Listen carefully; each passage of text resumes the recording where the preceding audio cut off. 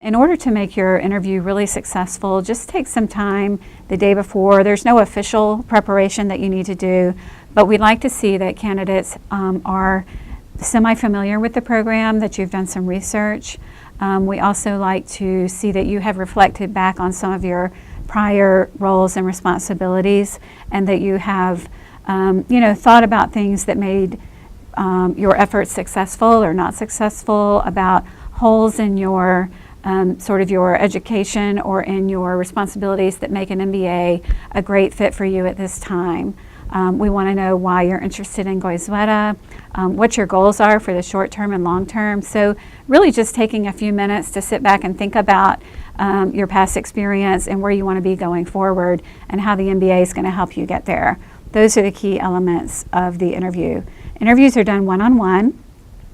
We have not reviewed any other elements of the application prior to the interview, with the exception of a GMAT waiver if you've requested that. I think we'll talk more about that shortly.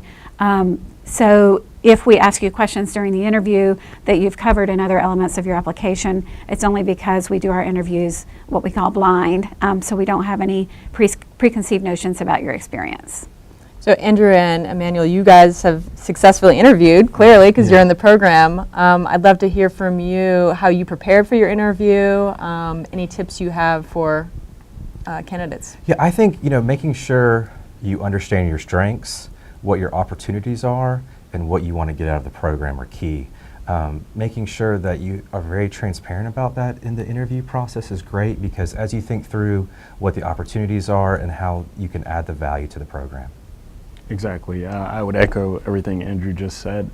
For me, the big part of my preparation for the interview was answering two questions: why Emory and why now?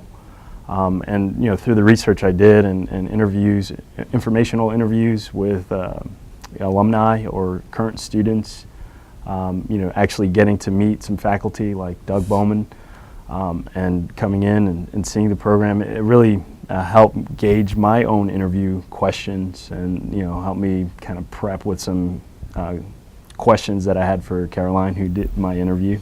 But then also just gave me an opportunity to take my experiences from just a paper resume and make it real, to communicate to Caroline and the committee why I was a strong candidate. And so it was a great vehicle for not only showing the progression and the leadership skills, but also like what I was looking forward to gaining from the program.